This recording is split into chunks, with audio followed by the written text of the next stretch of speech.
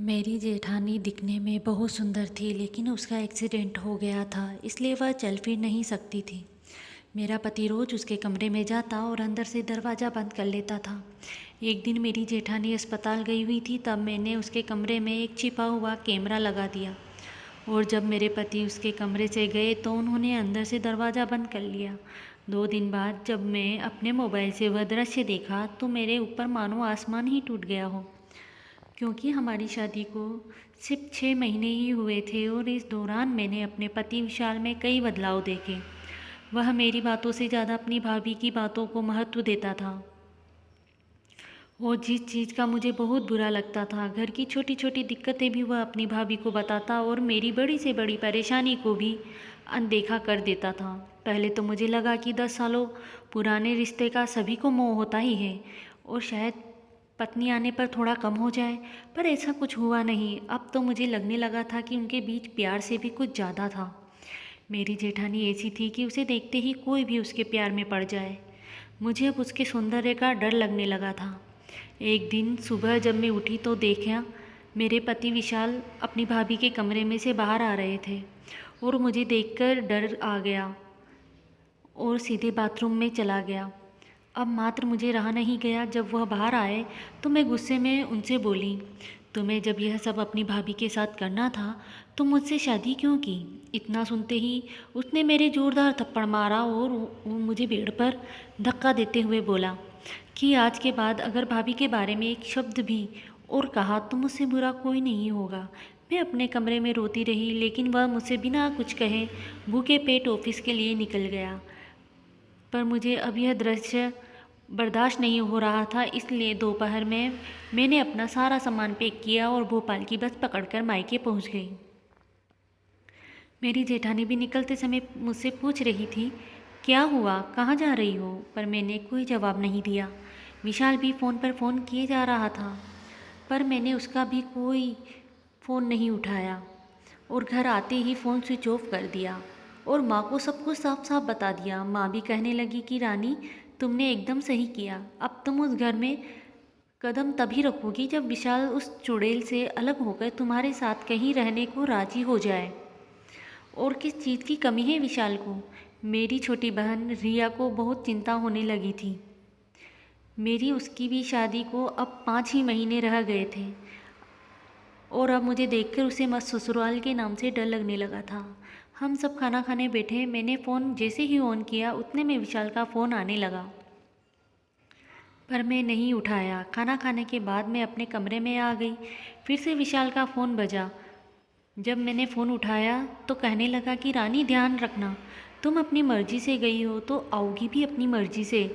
मैं तुम्हें लेने नहीं आऊँगा। मुझे वैसे ही बहुत गुस्सा आ रहा था। मैंने कहा कि तुम मुझे लेने क्यों आओगे? तुम्हें मेरी ज़रूरत ही क्या है? वह चुड़ैल है तो सही, करो मज़े दोनों। मैं तो अब उस घर में कदम तक नहीं रखूँगी। इस बात को 3 महीने से भी ज़्यादा का वक्त बीत गया था। मैं विशाल की राह देख रही थी, लेकिन वह मुझे लेने नहीं आया। और आता भी क्यों? इतनी सुंदर औरत जो उसके साथ थी, फिर मेरी जैसी साधारण औरत को उसे ज़रूरत भी क्या है? मैं अब बहुत उदास और दुखी रहने लगी थी और मेरी ऐसी हालत देखकर मेरे घर वालों को भी मेरी चिंता लगी हुई थी।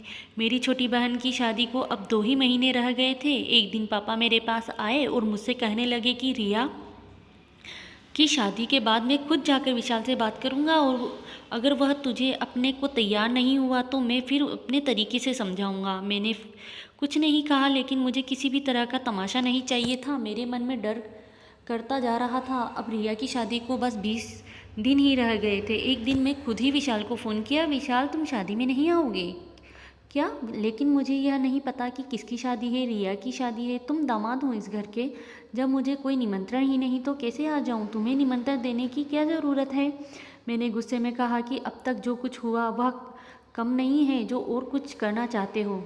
अच्छा ठीक है, मैं शादी वाले दिन आ जाऊंगा। शादी वाले दिन मैंने गुलाबी रंग की साड़ी पहनी जो मुझे विशाल ने ही गिफ्ट की थी। मुझे लगा कि वह ज़रूर आएगा। मैं उसकी बहुत राह देखी, पर वह नहीं आया और ना ही उसका फ़ोन। एक तरफ रिया की विदाई और दूसरी तरफ मेरी तकलीफ़ के बारे में सोचकर मैं माँ के गले लगाकर रोने लगी। दूसरे दिन मैं सुबह जल्दी उठ गई और मैंने माँ से कहा कि मुझे अपने घर जाना है। यह सुनकर माँ गुस्सा होने लगी और बोली कि उसी इंसान के पास तुम्हारे लिए वक्त नहीं है, तुम्हारी बहन की शादी में आने के लिए वक्त नहीं है, तुम चुपचाप बैठी रहो, अब जो करना है तुम्हारे पापा करेंगे। मैं दिन भर विशाल का फ़ोन करती रही, लेकिन उसका फ़ोन बंद आ रहा था। मुझे लगने लगा था कि अब हमारा रिश्ता बहुत ही जल्द ख़त्म हो जाएगा। उतने में फ़ोन की घंटी बजी, देखा तो विशाल का ही फ़ोन था। हेलो रानी, सब कुछ खत्म हो गया। मैंने कहा क्या हुआ, साफ साफ बताओ। वह रोते हुए कहने लगा कि परसों रात में भैया भाभी का एक्सीडेंट हुआ था, भैया जगह पर ही खत्म हो गए और भाभी अस्पताल में एडमिट है। मेरे तो दिमाग ने मानो काम करना ही बंद कर दिया हो। मैं जब घर में यह सब बताया तो सभी अपने गुस्से को एक बगल रखकर मेरे साथ अस्पताल पहुंचे। मेरी जेठानी विनीता की हालत बहुत नाजुक थी, उन्हें बच्चा नहीं हो रहा था। काफ़ी इलाज कराया, कई जगह मन्नतें मांगी। उसे दिन भी वह कहीं से दर्शन करके लौट रहे थे। मेरी जेठानी कोमा में ही थी, कई दिनों ने उनका इलाज चल रहा था और उसकी सेवा के लिए मैं 24 घंटे अस्पताल में रहती थी। यह सब देख अब विशाल में बदलाव देखने लगा था और वह मुझे फिर से प्यार करने लगा था। अब तो अस्पताल ही मेरा घर बन गया था। जेठानी की भी हालत में सुधार आ रहा था, लेकिन वह बोलने की स्थिति में नहीं थी। उन्हें अपने पति की मृत्यु के बारे में भी पता चल गया था। 2 महीने बाद उन्हें डिस्चार्ज दिया गया। जेठानी के मायके में कोई नहीं था, इसलिए घर पर भी मुझे ही उनकी सेवा करनी पड़ती थी। इस दौरान मुझे पता चला कि मैं प्रेग्नेंट हूँ। जब मैंने यह बात विशाल को बताई तो वह भी बहुत खुश हुए और जाकर अपनी भाभी के हाथ को चूमने लगा। मैं कुछ तो बोल तो सकती नहीं थी, इसलिए ऐसा लगा कि वह हल्की सी मुस्कुराए। इसका मतलब यह खबर सुनकर वह भी खुश थी। मुझे अब 8वां महीना लग गया था। इस बीच मुझे लगा कि जैसे विशाल फिर से अपनी भाभी के करीब जा रहे हों। प्रेगनेंसी के कारण मेरी ऐसी हालत हो गई थी कि मुझे ज़रूरी काम भी करते नहीं आ रहे थे। मैं अधिकतर समय अपने कमरे में ही रहती थी। विशाल जब काम पर से आता तो मेरे लिए खाना और भाभी के लिए जूस लेकर आता। मैं खुद अपनी जेठानी को जूस पिलाकर अपने कमरे में आती और फिर मैं और विशाल खाना खाते। सुबह देर से उठती तो देखे कि विशाल नाश्ता बना चुका होता था। मेरे साथ नाश्ता करके वह ऑफिस के लिए निकल जाता था।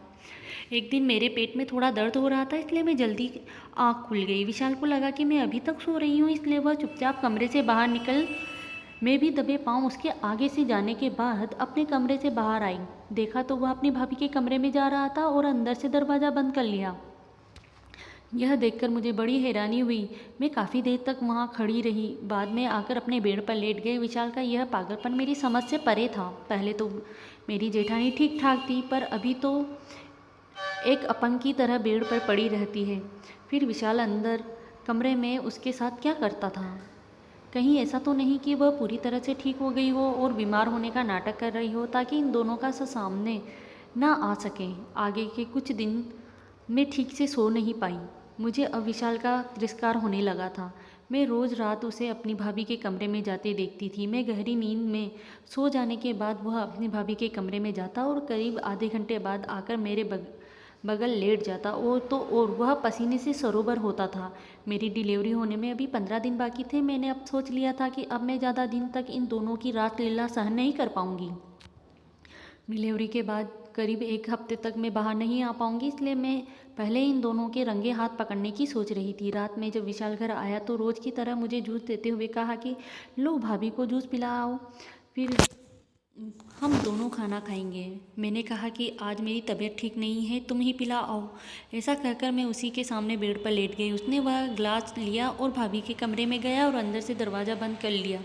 करीब 10 मिनट बाद वह आया और कमरे में आकर मुझसे कहने लगा कि अभी तक सो रही हो, उठो, थोड़ा बहुत खा लो। मुझे भी भूख लगी है। मेरी भूख तो वैसे ही मर गई थी, लेकिन पेट में पल रहे बच्चे के कारण मुझे खाना पड़ा। उतने में विशाल कहने लगा कि रानी, कल हमें अस्पताल जाना है, भाभी की तबीयत फिर से ख़राब हो गई है। मैं कल ऑफिस से छुट्टी ले ली है। अच्छा, तो कितने बजे चलेंगे? सुबह जल्दी ही निकलेंगे, भाभी के कुछ टेस्ट भी करने हैं, आने के कुछ देर हो जाएगी। और दूसरे दिन हम दोनों ने नाश्ता किया और अस्पताल के लिए निकल गए। मैं फिर बाज़ार से एक कैमरा लेकर आई और भाभी के कमरे में ऐसी जगह बिठाया जहाँ सब कुछ साफ दिखाई दे और उसे अपने फ़ोन से कनेक्ट कर लिया। यह सब करते हुए मुझे दोपहर की 3 बज गई थी। मैं बहुत खुश थी कि अब मेरे पास उन दोनों के खिलाफ सबूत मिलने वाले हैं। दोपहर में जब वह दोनों आए तो विशाल ने मुझे समझाया कि कौन सी दवा कब देनी है। उसके हाव भाव देखकर ऐसा लग रहा था जैसे उसकी भाभी ना होकर उसकी पत्नी ही हो। रात में विशाल खुद अपनी भाभी के लिए जूस और दवा ले गया और आधे घंटे बाद आया। खाना खाकर हम दोनों सो गए। दूसरे दिन विशाल नाश्ता करके ऑफिस के लिए निकल गए और फिर मैंने अपना फ़ोन देखा। वह रिकॉर्डिंग देखने के बाद मानो मेरे तो होश उड़ गए हों। विशाल अपनी भाभी के कमरे में गया और उन्हें उठाकर व्हील चेयर पर बिठाया। फिर बेड की गंदी चादर हटाकर साफ सुथरी चादर बिछाई। फिर उसे चादर को बाथरूम में ले गया, ले जाकर थोड़ी वहीं बंधी रस्सी पर सुखा दी। उसने फिर अपनी भाभी की गंदी सलवार भी बदली और उसे भी धोकर सूखने के लिए डाल दी। यह सब देखने के बाद मेरी दिनचर्या ऐसी बन गई कि विशाल ऑफिस के लिए गया नहीं कि मैं अपना फ़ोन देखने बैठ जाती। और विशाल का भी रोज़ का वही काम था। विशाल जो कुछ अपनी भाभी के लिए कर रहा था वह सिर्फ या तो पति कर सकता है या फिर एक बेटा अपनी माँ की इतनी सेवा कर सकता है। कुछ दिनों बाद मेरी डिलीवरी हुई और मैं एक प्यारे से बच्चे को जन्म दिया। मेरा ख्याल रखने के लिए मेरी माँ हमारे घर आई हुई थी। एक दिन मैंने वह वीडियो अपनी माँ को दिखाया तो माँ ने तो सर ही पकड़ लिया। कहने लगी कि रानी तुम बहुत भोली हो, यह कोई भाई बहन का प्यार नहीं है, यह सिर्फ एक पति ही कर सकता है। और कुछ दिन बाद माँ अपने घर लौट गई और मुझसे अपने मायके चलने के लिए जिद करने लगी। मेरा बेटा अब 1 महीने का हो गया था। उसी दिन मेरी जेठानी की तबीयत बहुत ख़राब हो गई और उसने मृत्यु हो गई। विशाल अंदर से बहुत टूट गया था। ऐसा लग रहा था मानो उसने अपनी सगी माँ ही खो दी हो। कुछ दिनों बाद मैं विशाल का मुंह देखकर कहा कि तुम उसके गंदे कपड़े अपने हाथों से क्यों धोते थे। मैं सुनते ही उसने मेरी तरफ देखा और लंबी सांस ली और कहा कि मैं बचपन में और मेरे भैया ने बहुत बुरे दिन देखे थे। बचपन में ही मेरी माँ का स्वर्गवास हो गया था और पापा ने दूसरी शादी कर ली। पापा की मौत के बाद दूसरी माँ ने सारी प्रॉपर्टी हड़प ली और हमें डर डर की ठोकर खाने पर मजबूर कर दिया। भैया ने मजबूर करके मुझे पढ़ाया लिखाया। 10 साल पहले भैया की शादी भाभी से हुई जो अपने घर से इकलौती थी। उनके माता पिता की मृत्यु के बाद भाभी ने अपनी सारी संपत्ति भैया के हवाले कर दी। उन्होंने मेरा पालन पोषण एक माँ की तरह किया। मैंने कभी अपनी माँ को देखा नहीं था, लेकिन भाभी ने माँ की कमी कभी महसूस नहीं होने दी। कुछ सालों पहले मुझे निमोनिया हो गया था। मैं कई महीनों तक बिस्तर पर पड़ा था। तब भाभी ने ही मेरा ख्याल रखा था। उनकी जगह अगर कोई और औरत होती तो मेरे गंदे कपड़ों को हाथ तक नहीं लगाती, लेकिन उन्होंने मुझे संभाल पर उनकी उस ताकत के साथ सेवा नहीं कर पाया और उन्हें बचा नहीं पाया। इतना कहकर वह कंधे पर सर रखकर रोने लगा। उसे ऐसा देखकर मुझे भी रोना आ गया। मुझे मन ही मन अपनी ही शर्म महसूस हो रही थी कि मैं इतने दोनों के बारे में कितना गलत सोच रही थी और अब हम अपने 2 बच्चे के साथ खुश रह रहे थे।